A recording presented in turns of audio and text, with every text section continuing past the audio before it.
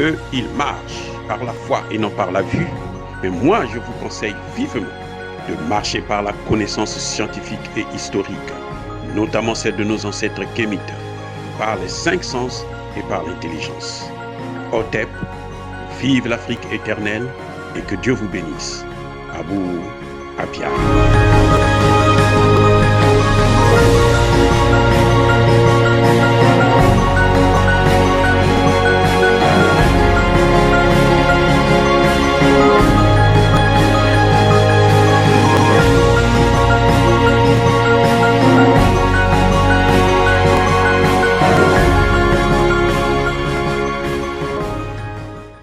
Hotep à tous, bienvenue sur la chaîne des panafricanistes par essence, par conviction et par excellence.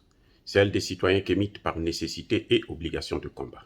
Nous sommes une chaîne qui n'est guidée que par nos ancêtres et rien que par les ancêtres qui appartiennent à l'égrégore du monde noir.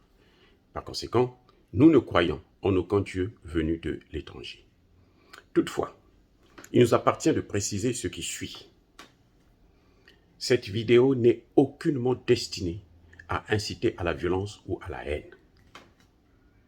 Nous menons un combat politique, géopolitique et géostratégique contre l'impérialisme, le colonialisme, le néocolonialisme et l'endocolonat.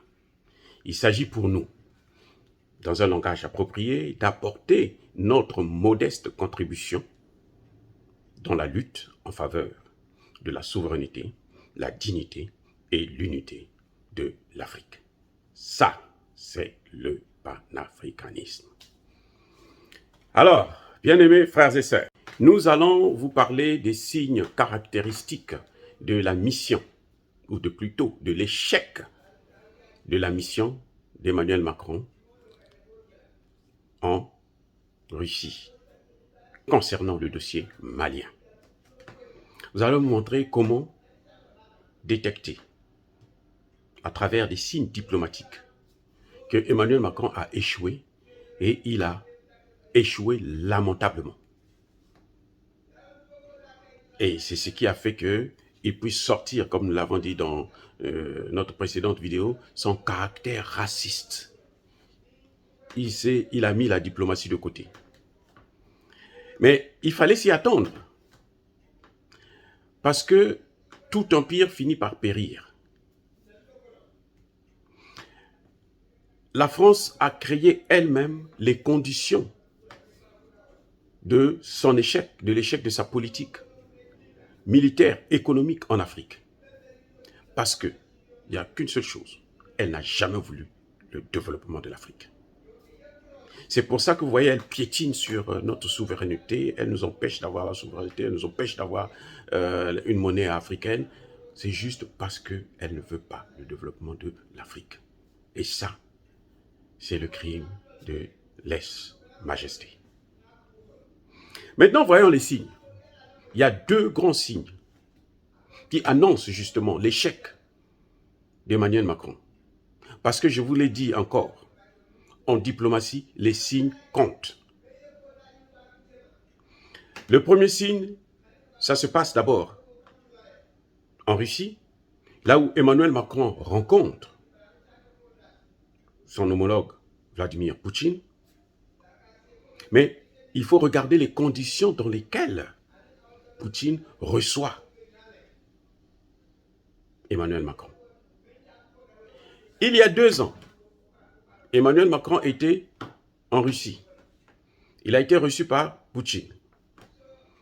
Quand ils viennent présenter la conférence de presse, Emmanuel Macron est debout à 1 ou 2 mètres de Vladimir Poutine. Donc, ça montre que les deux sont sur la même longueur d'onde. Mais en fait, ils ne sont pas sur la même longueur d'onde, mais c'est qu'à ce moment, Poutine n'est pas encore rentré dans le jeu malien. Cette fois-ci, quand Emmanuel Macron rencontre Poutine, lors de la conférence de presse, il y a plus de 5 mètres qui les séparent. Et sur la table d'entretien, on a mis une table aussi longue que la distance qui les sépare lors de la conférence de presse. Ça montre la distance de penser, la distance de point de vue, qu'il n'y a pas d'accord entre les deux. C'est aussi simple. Deuxième des choses, lorsqu'ils viennent à la conférence de presse, la première question qui leur est posée, c'est sur le Mali. On a vu Emmanuel Macron faire une fuite en avant.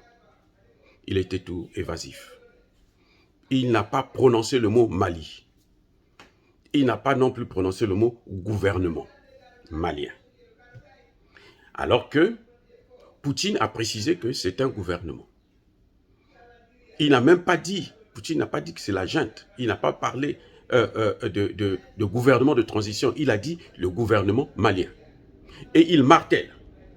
Ce gouvernement est libre de commercier, de signer des accords avec les partenaires de son choix, qu'ils soient étatiques, qu'ils soient privés. Du côté de Macron, il a fallu la deuxième question pour essayer de comprendre un peu ce que Emmanuel Macron veut dire. Et ça montre bien que M. Macron n'est pas dans ses bottes, il n'est pas dans son assiette. Il a botté en touche. Voilà le signe qui se passe là, à Moscou. Un signe qui caractérise justement l'échec de la mission de Macron. Mais ce n'est pas tout. Le même signe se passe au Mali, sur le terrain. Pourquoi je dis ça? Mais sur le terrain, comme par hasard, Choguel Maïga a choisi ce jour, le jour où Emmanuel Macron rencontre Vladimir Poutine, pour s'adresser au corps diplomatique accrédité au Mali. Les journalistes disent qu'il n'y avait pas, comment dirais-je, de représentants français. C'est faux, parce que la France a toujours un chargé d'affaires là-bas. Et c'est le rôle du chargé d'affaires. C'est lui qui doit faire le rapport officiellement à la France. Ce n'est pas les médias qui transforment l'information. Vladimir Poutine a reconnu à Moscou qu'il avait des accords commerciaux, donc militaires, parce qu'il vend des armes au Mali. Choguel est en train de marteler au même moment au Mali, au monde entier. Il s'adresse, parce que quand vous appelez le corps diplomatique accrédité sur votre territoire, vous vous adressez à la communauté internationale, vous vous adressez au monde entier. Et Choguel n'a pas fait cadeau à la France. Que dit-il en substance? Il précise ce que les Européens savent, mais semblent ne pas vouloir savoir. C'est-à-dire que la France a partitionné le Mali. Elle a divisé le Mali. Il précise, mais quand vous voyez la Légion étrangère, ce sont des mercenaires. Donc, il veut dire que si Barkhane, ce sont des mercenaires, plutôt les Russes sont des mercenaires avec Wagner, alors la Légion étrangère aussi, ce sont des mercenaires dans Barkhane. Aussi simple, c'est-à-dire que ça, c'est la diplomatie. Je ne peux pas vous dire si c'était coordonné avec Poutine, mais en tout cas, si ce n'était pas coordonné avec Poutine, c'est que Choguel a de très bons conseillers. Et il est intelligent. Et je comprends pourquoi l'ambassadeur de France, qui venait d'être expulsé du Mali, avait demandé à Assimi Goïta, directement, personnellement, que tu peux prendre n'importe qui, mais sauf Choguel, parce qu'il savait que c'était là-bas. Là, c'était leur bête noire. Et Assimi Goïta, en tant que bon soldat, c'est celui-là qu'il a choisi justement comme Premier ministre pour le Mali. Mais Choguel il n'est pas passé par le dos de la cuillère. Non seulement il dit que la Légion étrangère, ce sont des mercenaires, il a émis des réserves sur l'opération Barkhane. En diplomatie, qu'est-ce que ça veut dire? Ça veut dire dégager. Ça, c'est la diplomatie. Ça veut dire dégager. Aussi simple que ça. Choguel n'a pas fait cadeau. Choguel a montré que les Français ne sont pas là pour le bien du Mali. C'est ce qu'il a voulu dire. aux diplomates accrédités en France. Et ça, c'est aussi un signe caractéristique et très important qui montre que Emmanuel Macron en Russie n'a rien fait. Parce que là, il est en train de soutenir la position des soldats russes sur le terrain. Ce qui veut dire qu'il est en train de montrer à Poutine un message clair. Le message est envoyé. Nous sommes avec toi. Les autres, là, on n'en veut plus. Et Poutine, de son côté, dit, mais écoutez, moi, je n'ai pas à parler de Wagner. Wagner, nous avons un État souverain qui, Poutine l'a dit, hein, il n'a pas prononcé le mot souverain, mais il a dit, c'est un État qui a le droit de commercer avec qui il veut, de choisir ses partenaires. Macron est sorti de là, la tête entre les cuisses. Macron a quitté Moscou, la tête entre les cuisses. La seule chose pour Macron, pour qu'il puisse gagner, retrouver la confiance, c'est de livrer l'Ukraine. Si Macron veut reprendre du terrain en Afrique, notamment au Mali ou au Centrafrique, il a besoin de livrer l'Ukraine à Poutine. Là encore, il y a un problème, il prend un risque énorme d'aller à l'encontre des intérêts américains et même allemands. Parce que pendant que lui, il est en train de négocier avec Poutine, le Mali, le chancelier allemand est en train de négocier avec les États-Unis pour renforcer leurs liens. Eh oui, les gars, c'est ça ce qui est en train de se passer actuellement dans le monde diplomatique. Et ça montre bien que, mais il y a une question, c'est simple, il y a une question qui a été posée à Emmanuel Macron, mais pourquoi vous n'êtes pas venu à deux? Parce que François Hollande était venu avec la chancelière allemande. Eh oui. Pourquoi toi, vous n'êtes pas venu à deux? Toi, tu viens ici, l'autre, il va aux États-Unis.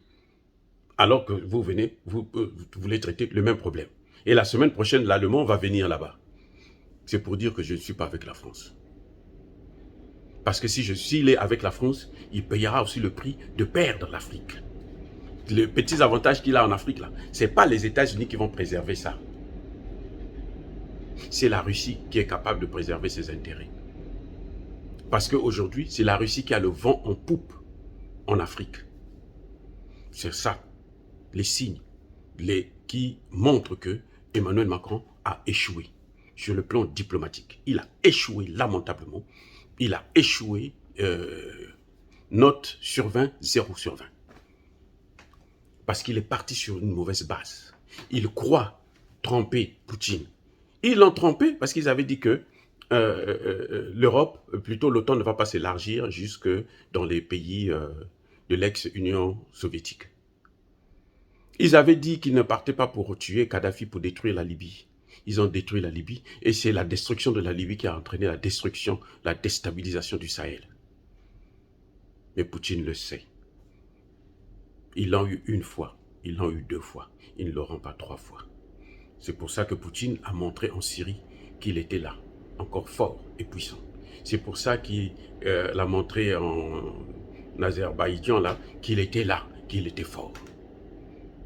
Voilà, bien-aimés frères et sœurs. Dire ça, c'est inciter à la violence ou à la haine? Non. Nous avons pour seule arme les mots. Ya ba kolerve, ya malembe, j'ai dit.